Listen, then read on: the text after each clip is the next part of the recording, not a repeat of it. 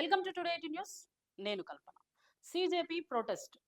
ఢిల్లీ జంతర్ మంతర్లో ఆందోళనలు, రక్తపాతాలు, రాళ్లు రువ్వడం, food donate ఎవరు చేశారు, అసలు వీళ్ళు నిజంగానే విద్యార్థులా, లేకపోతే ఉగ్రవాదులా, లేకపోతే పాకిస్తాన్ నుండి వచ్చిర్రా, బంగ్లాదేశ్ నుండి వచ్చిండ్రా, ఇట్లా విమర్శలు వివాదాలు అన్ని అయిపోయిన తర్వాత కేంద్రం దిగొచ్చి విద్యాశాఖ మంత్రిని రిజైన్ చేపించేసారు. ఇది అందరికీ తెలిసిన విషయమే. దాని తర్వాత ప్రహ్లాద్ జోషి అనే ఆయన తీసుకొని వచ్చి విద్యాశాఖ మంత్రిగా మళ్ళీ నియమించడం కూడా జరిగింది.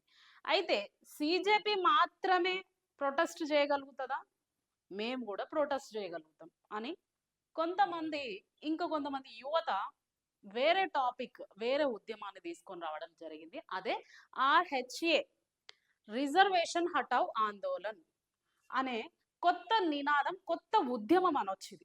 కొత్త ఉద్యమం పుట్టుకొచ్చింది.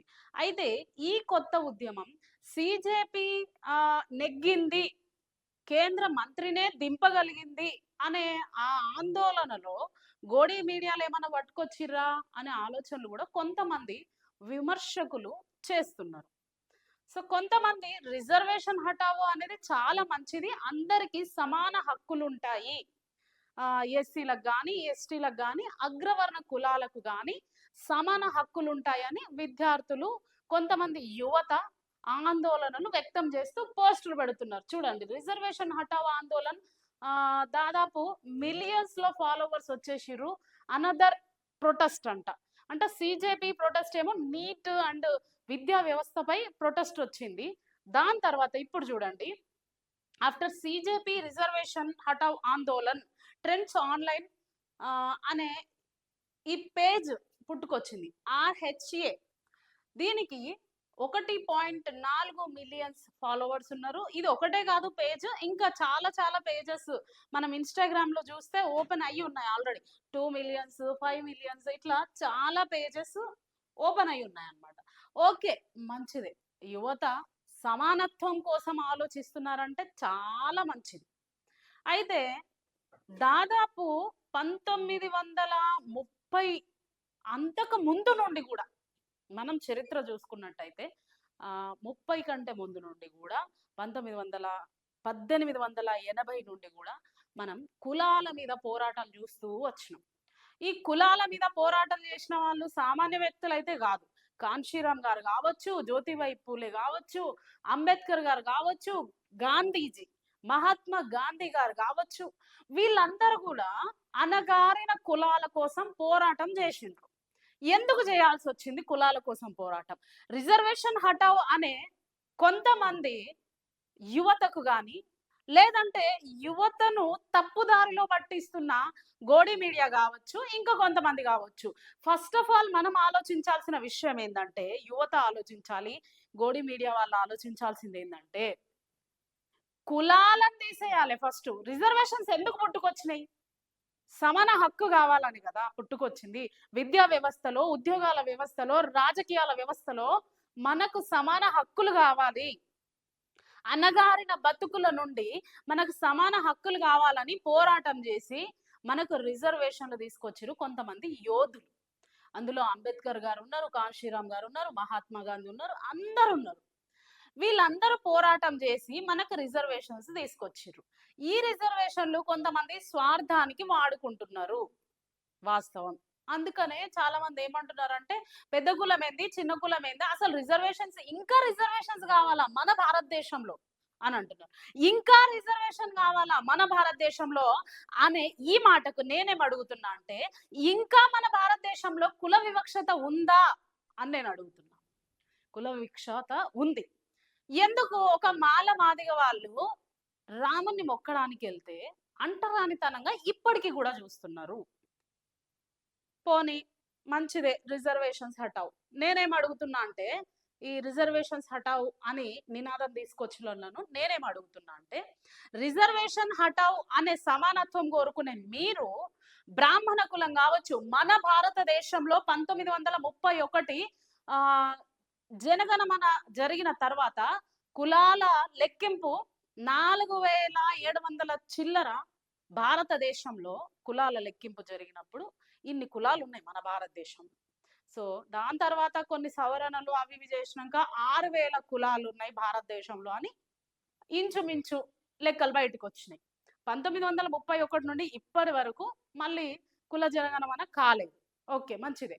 అయితే ఈ 6,000 కులాలలో అణగారిన కులాలు చాలా ఉన్నాయి. ఇందులో మాల కావచ్చు, మాదిగ కావచ్చు, ఆ సుగాలి కావచ్చు, వీళ్ళందరూ ఎరికల వాళ్ళు కావచ్చు, ఇంకా చాలా మంది ఉన్నారు.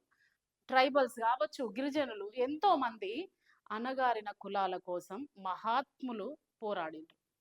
ఈ కులాలన్నీ ఫస్ట్ నేనేం అడుగుతున్నా అంటే, ఆర్హెచ్ఏ ఎవరైతే తీసుకొచ్చిర్రో ఇదొక ఉద్యమంగా, ఇది సమానత్వంగా మీరు తీసుకొని వస్తే ఫస్ట్ మన భారతదేశంలో ఉన్న 6,000 కులాలు, ఇంచుమించు 6,000 కులాలు, వీటన్నింటినీ రద్దు చేయాలి. అప్పుడు ఏమైతుంది? బ్రాహ్మణులు చేసే పని మాలమాది వాళ్ళు చేయొచ్చు, ట్రైబల్స్ చేయొచ్చు, గిరిజనులు చేయొచ్చు, సుగాలి వాళ్ళు చేయొచ్చు, ఎరికల వాళ్ళు చేయొచ్చు, బ్రాహ్మణ్స్ కూడా మాదిగోళ్ళు చేసే పని చెయ్యాలి. అవునా కదా? సమానత్వమే కదా. ఇప్పుడు రిజర్వేషన్ హటావా అన్నది ఎందుకు? మనం అందరం సమానులమే కాబట్టి అందరికి సమాన హక్కులు రావాలి అని అంటున్నారు, రిజర్వేషన్స్ హటావో అని. రిజర్వేషన్స్ తీసేసే ముందు, రిజర్వేషన్ హటావు దానికంటే ముందు క్యాస్ట్ హటావు అనాలి అని నేను కోరుకుంటున్నా. నాతో పాటు ఎంతమంది ఏకీభవిస్తున్నారో మీరు అందరూ కూడా కామెంట్ చేయండి ప్రజలారా. ఫస్ట్ రిజర్వేషన్స్ హటానా లేకపోతే క్యాస్ట్ హటావా? క్యాస్ట్ పోతే రిజర్వేషన్స్ ఆటోమేటిక్ వెళ్ళిపోతాయి కదా. అవునా కదా? మీరు ఆలోచించండి. ఇప్పుడు క్యాస్ట్ ఉంది, క్యాస్ట్ అనే కుల గజ్జి, ఈ కుల గజ్జి ఉన్నంత వరకు రిజర్వేషన్లు ఎలా పోతాయి? మరి ఉద్యమం స్టార్ట్ చేసిన వాళ్ళకి కొంచెమైన నాలెడ్జ్ ఉండాలి కదా. సిజేపీ ప్రొటెస్ట్ నీట్ కోసం విద్యా అవకతవకల కోసం పోరాడుతూ ఉంటే కొంతమంది మూర్ఖులు, ఎవరెవరో తెలుసా? రచ్చరాములమ్మ, ప్రియా చౌదరి, మౌనిక సుంకర, ఇట్లా కొంతమంది మూర్ఖులు ఏం చేసిర్రంటే, వాళ్ళకు ఫుడ్ ఎక్కడి నుండి వస్తుంది, పందుల్లాగా తింటుర్రు, అది చేస్తుర్రు, ఇది చేస్తుర్రు. ఎందుకు వీళ్ళు మాట్లాడిరో తెలుసా? ఆ నీట్ విద్యార్థుల దగ్గర వీళ్ళ పిల్లలు లేరు కాబట్టి మాట్లాడాల్సి వచ్చింది. ఒకవేళ నిజంగానే వీళ్ళ పిల్లలు ఉన్నారు అనుకోండి, అప్పుడు వాళ్ళు దేశద్రోహులు అవ్వరు. రాముడు సీత గురించి తీసిన వీళ్ళేం పట్టించుకోరు. కానీ ఇంత పెద్ద ఉద్యమం జరుగుతూ ఉంటే ఆర్హెచ్ఏ అని రిజర్వేషన్ హటావో అంటే, ఈ మూర్ఖులు ఇప్పుడు కూడా జునేద్ బై పేదోడు కదా, జునేద్ బై ఒక మొబైల్ షాప్ నడిపిస్తుండు కదా, జునేద్ బైకి ఫుడ్ పెట్టడానికి ఎక్కడొచ్చింది? ఇంత నన్న జ్ఞానం ఉండి ఆలోచించాలి. ఫర్ సపోజ్ నేను హెల్ప్ చేయడానికి పోతున్నా అనుకో, కల్పన నువ్వు హెల్ప్ చేస్తున్నావు కదా, మేమైతే చెయ్యలేము, నువ్వు చెయ్యి అని పంపించే వాళ్ళు మస్తు మంది ఉంటారు. దానికి ఎవరో ఎగ్జాంపుల్ అవసరం లేదు. మన తెలంగాణ నుండే స్విగ్గీ, జొమాటో ఎంతో మంది ఆర్డర్ చేసి పంపించారు. అంటే ఒక పేదవాడు సహాయం చేయలేడా? ఆలోచించండి. పేదవాడు ఫుడ్ పెట్టలేడా? ఆయన చేసే పనికి వేరే వాళ్ళందరూ కూడా సహాయం చేయలేరా? అంటే ఈ ప్రియా చౌదరి గాని, రచ్చ రాములమ్మ గాని, మౌనిక సుంకర గాని ఇక్కడ చూసేది ఏందో తెలుసా? ఒకవేళ అక్కడ జునైద్ బై కాకుండా ఏ రామో లేకపోతే శివప్రసాదో, ఏమన్నది కదా మౌనిక సుంకర, వాళ్ళకిన హెల్ప్ చేసి ఉంటే వాళ్ళు దైవ భక్తులు, హైందవ ధర్మాన్ని కాపాడే వాళ్ళు. కానీ ఇక్కడ వీళ్ళకి ప్రాబ్లం ఏందో తెలుసా? వీళ్ళకి వచ్చిన ప్రాబ్లం ఏంటంటే, ఇక్కడ జునైద్ బై తీసుకెళ్లి ఫుడ్ పెట్టింది కాబట్టి అందరు దేశద్రోహులు అయిపోయారు. జునైద్ బై ఆ పేదోడు కాబట్టి ఎక్కడి నుండి వస్తున్నాయి వీళ్ళకు డబ్బులు అని క్వశ్చన్ చేసిరు. మంచిదే, క్వశ్చన్ చేసిరు.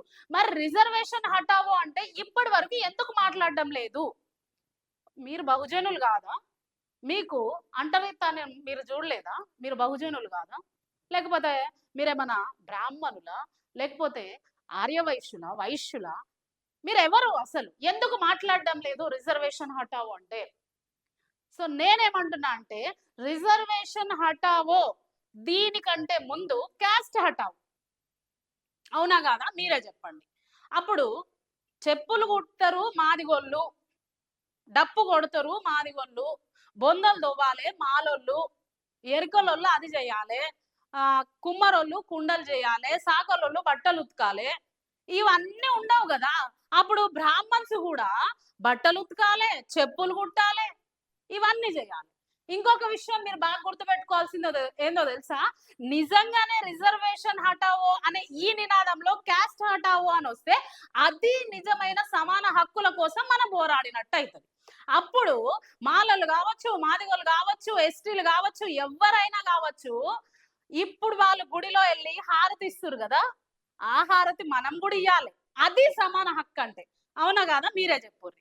మాదిగోళ్ళు కూడా గుడిలోకి పోవాలే గుడిలోకి, హారతి ఇయ్యాలి. బ్రాహ్మణులు ఏమన్నా అది పర్మనెంట్ జాబ్ రాసుకొచ్చుకుర్రా? లేకపోతే బ్రాహ్మణ కులానికి ఆ బాపనోళ్ళు మాత్రమే పూజ చేయాలని ఎక్కడైనా రాసి పెట్టున్నారా? ఇప్పుడు క్యాస్ట్ హటావ్ అనే నినాదం వస్తే అప్పుడు బ్రాహ్మణ్స్ జాబ్ పోయినట్టే. గుడిలో పూజలు ఎవరైనా చేయొచ్చు. అవునా కదా? ఆలోచించండి. రిజర్వేషన్స్ ఎవరు అనుభవిస్తలేరు? రెడ్డిస్ అనుభవిస్తలేరా? బ్రాహ్మణ్స్ అనుభవిస్తలేరా? వెలమను అనుభవిస్తలేరా? మరి అనుభవించకపోతే రాజకీయంలో వాళ్ళకి రిజర్వేషన్ సీట్లు ఎట్లొస్తున్నాయి? చదువుకునే ఎడ్యుకేషన్ లో వాళ్ళకి రిజర్వేషన్ సీట్లు ఎట్లొస్తున్నాయి? అనగారిన బ్రతుకుల్లోంచి వచ్చిన రిజర్వేషన్ల కోసం మీరు ప్రాకులాడుతున్నారు కదా. మరి మీరు ప్రాకులాడుతున్నప్పుడు రిజర్వేషన్స్ హటావో అనే ఈ నినాదం కంటే ఫస్ట్ క్యాస్ట్ హటావో. క్యాస్ట్ హటావో, మాలలు చేసే పని బ్రాహ్మణ్స్ కూడా చేయాలి, రెడ్డిస్ కూడా చేయాలి. అదే మాదిగోళ్ళు చెప్పులు కుడతారు, అదే బ్రాహ్మణ్స్ వచ్చి చెప్పులు కుడతారా? కుట్టరు. వాళ్ళకి ఏమనిపిస్తాయి? చీ అంటారు. మరి ఎందుకు మాదిగోళ్ళు చెప్పులు కుట్టాలి? ఎందుకు మాదిగోళ్ళు డప్పు కొట్టాలి? ఎందుకు మాలళ్ళు బొందలు తోవాలి? ఇంకేదో ఎందుకు చేయాలి?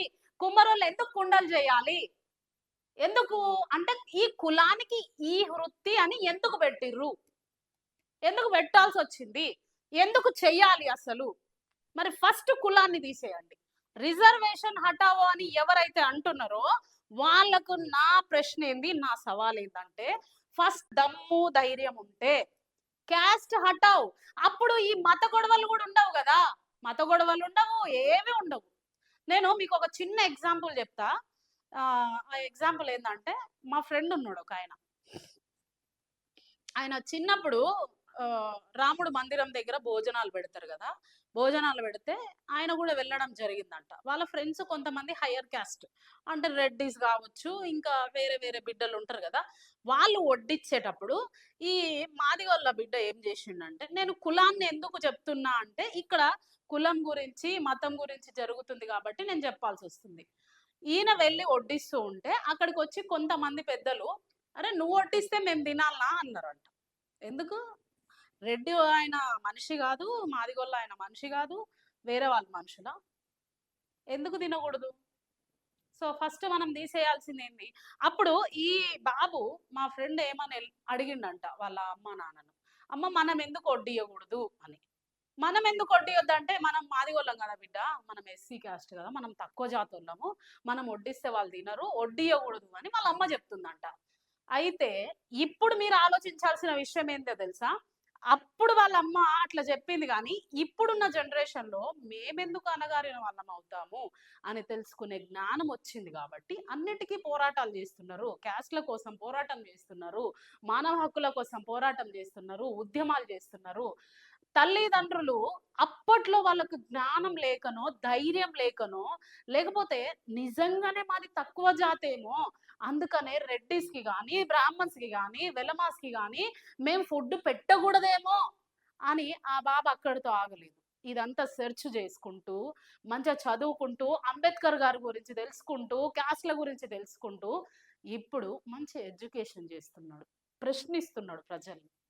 సో తల్లిదండ్రులు చెప్పిరు కదా, నిజంగానే మేము తక్కువ క్యాస్ట్ వాళ్ళం కదా అని ఆగిపోయి ఉంటే ఆ బాబు ఇప్పటి వరకు అక్కడి వరకు వచ్చేవాడు కాదు.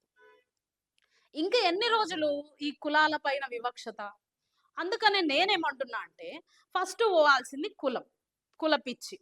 ఈ కులం అనే పిచ్చి పోయింది అనుకోండి, రిజర్వేషన్స్ ఆటోమేటిక్గా వెళ్ళిపోతాయి. ఇంకొకటి, ఇప్పుడు రిజర్వేషన్స్ హటావో అనే నినాదం ఎందుకు వచ్చిందో అర్థం చేసుకోవాల్సింది ఏంటంటే, ఆల్రెడీ అన్ని అగ్రవర్ణ కులాలు ఉన్న వాళ్ళు ప్రైవేట్ యాజమాన్యాలు కానీ, గవర్నమెంట్ యాజమాన్యాలు కానీ, రాజ్యసభలలో, చట్ట సభలలో ఆల్రెడీ వాళ్ళు ఆక్యుపై చేసేసిర్రు. ఈ పోస్టులన్నీ కూడా వాళ్ళు ఆక్యుపై చేసిర్రు. ఆఖరికి గుడిలల్లో పూజారి పోస్టులు కూడా మొత్తము వాళ్ళే ఆక్రమించుకున్నారు. అందుకనే ఇప్పుడు రిజర్వేషన్ తీసేసినా వాళ్ళకేం ఫరక్ పడదు. రిజర్వేషన్ ఉన్నా వాళ్ళకి ఫరక్ పడదు. ఇంకోటేందో తెలుసా? ఇప్పుడు రిజర్వేషన్స్ ఉన్నాయి కాబట్టే, ఇది కూడా మీరు ఆలోచించాల్సిన విషయం. అణగారిపోతున్న జాతుల కోసం ఆనాడు యోధులు ఎవరైతే కులాల కోసం గొడవలు పడి సమాన హక్కుల కోసం విద్యలో గాని చట్టసభల్లో గాని సమాన హక్కులు కావాలి, మాకు కూడా రిజర్వేషన్ల సీట్లు కావాలని పోరాడి మన కోసం రిజర్వేషన్లు తెచ్చిర్రో, ఆ రిజర్వేషన్ల ద్వారా బ్రాహ్మణుల పక్కకు పోయి మనం కూర్చోగలుగుతున్నాం, కోమటోళ్ళ పక్కకు పోయి మనం కూర్చోగలుగుతున్నాం, ఎవరైనా రెడ్డిస్ పక్కకు పోయి మనం కూర్చోగలుగుతున్నాం. ఎక్కడ? అసెంబ్లీలో గాని చట్టసభల్లో గాని పార్లమెంటులో గాని ఎలా కూర్చోగలుగుతున్నాం?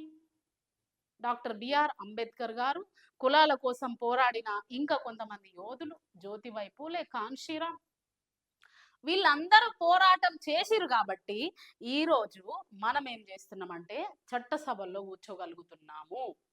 ఈ కాస్త ఫ్రీడమ్ కూడా మనకు ఉండకూడదు అనే ఆలోచనతో, ఓహో రిజర్వేషన్లు ఉన్నాయి కాబట్టే కదా వీళ్ళు పార్లమెంట్ లో సీట్లు వస్తున్నాయి, వీళ్ళకి రిజర్వేషన్స్ ఉన్నాయి, ఎంతో కొంత రిజర్వేషన్స్ ఉన్నాయి కాబట్టే కదా మా పక్కన కూర్చొని మాట్లాడగలుగుతున్నారు, రిజర్వేషన్స్ ఉన్నాయి కాబట్టే కదా దళిత బిడ్డలు చదువుకోగలుగుతున్నారు, డిగ్రీలు చేస్తున్నారు, పీజీలు చేస్తున్నారు, పిహెచ్డీలు చేస్తున్నారు, అందుకే కదా మమ్మల్ని ప్రశ్నిస్తున్నారు అనే ఆలోచన వచ్చిందేమో అనుకుంటున్నాను నేను. అవునా కదా? మీరే చెప్పండి. ఈ ఎంతో కొంత రిజర్వేషన్ లేవనుకోండి, అప్పుడు ఇవన్నీ జరగవు కదా.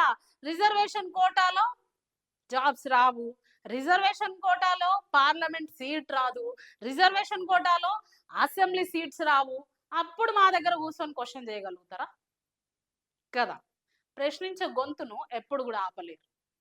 అయితే రిజర్వేషన్ హటావు అనే కొంతమంది, దీని వెనుక ఉండి నడిపించే ఇంకొంతమంది గోడి మీడియాలు కావచ్చు, ఇంకెవరైనా కావచ్చు, వాళ్ళను నేను ఒకటే అడుగుతున్నా, మళ్ళీ మళ్ళీ మళ్ళీ మళ్ళీ అడుగుతున్నా. భారతదేశంలో 6,000 కులాలు ఉన్నాయి. 6,000 కులాలు, ఇంచుమించు 6,000 కులాలు ఉన్నప్పుడు 6,000 కులాలు మొత్తం రద్దు చేసేయాలి ఫస్ట్. మాల లేదు, మాదిగ లేదు, బ్రాహ్మణ్స్ లేరు, రెడ్డి లేరు, వేలమ లేరు, ఎవ్వరు లేరు, ఎవ్వరు కూడా ఆధిపత్యం చేయడానికి వీలు లేదు. అది కావాలి ఫస్ట్. ఆ నినాదం తీసుకొని రండి. అంతేగాని రిజర్వేషన్స్ పోతేనే సమాన హక్కులు వస్తాయా అని కూడా నేను అడుగుతున్నా. రిజర్వేషన్స్ పోతే మనకు నిజంగానే సమాన హక్కులు వస్తాయా, లేదంటే కులం పోతే మనకు సమాన హక్కులు వస్తాయా? మీరందరూ కామెంట్ చేయండి ప్రజలారా. చిన్నప్పటి నుండి మనము ఎంత అణగారిన బ్రతుకులలో బ్రతుకుతూ వచ్చామో, ఇప్పటికైనా మనకు కొంతమంది పెద్దలు ఇచ్చిన జ్ఞానంతో చదువుకున్నాం కాబట్టి, నేను ఇంతకు ముందు చెప్పిన కదా, మా ఫ్రెండ్ వాళ్ళ అమ్మ ఏమన్నది, అవును బిడ్డ మనం నిజంగానే తక్కువ జాతి వాళ్ళం కదా, మనం వడ్డియొద్దు, వడ్డిస్తే వాళ్ళు తినరు అని. సో కుమెర గ్రామంలో కూడా జరిగింది. ఏం జరిగింది? మీరు ఒక అమ్మాయి మాదిగ అమ్మాయి, అబ్బాయి ఏమో చాకల అబ్బాయి, వీళ్ళిద్దరు పెళ్లి చేసుకుర్రు. చేసుకొని గుడికి పోతే ఏమైంది అక్కడ? గుడిలో కూడా వివక్షత. లేలే మీరు మొక్కనికే రావద్దు, మీరు తక్కువ జాతోళ్ళు అని అక్కడ రెడ్డి ఆధిపత్యం నడిచింది. అప్పుడు చిన్న పిల్ల చనిపోవడం జరిగింది. అప్పుడు ఎందుకు మాట్లాడలేదు అందరు సమానమే అని? రిజర్వేషన్స్ విషయంలో వచ్చేసరికి అందరు సమానమే అయినప్పుడు, గుడిలలో వివక్షత జరుగుతున్నప్పుడు ఎందుకు మాట్లాడడం లేదు ఈ గోడి మీడియా వాళ్ళు అని నేను అడుగుతున్నా. ఖమ్మంలో జరిగింది. బోనాలు ఎత్తుకొని మాలొళ్ళు గుడి దగ్గరికి, మాదిగొళ్ళు గుడి దగ్గరికి పోతే లోపలికి రానియలేదు. ఎందుకు మాట్లాడలేదు మరి? కుల వివక్షత కదా ఫస్ట్ నిర్మూలం అవ్వాల్సింది, కులం కదా నిర్మూలం చేయాల్సింది. రిజర్వేషన్ నిర్మూలం చేస్తే, రిజర్వేషన్ పోతే కులాల మధ్యలో వివక్ష పోతుందా? ఒకవేళ వివక్ష పోతుంది అనుకుంటే మాదిగొళ్ళు కానీ, మాలొళ్ళు కానీ, గిరిజనులు కానీ, ఇంకెవరైనా సరే గుడిలో పోయి పూజ చేసే అధికారం మీరు ఇస్తారా అని అడుగుతున్నాను.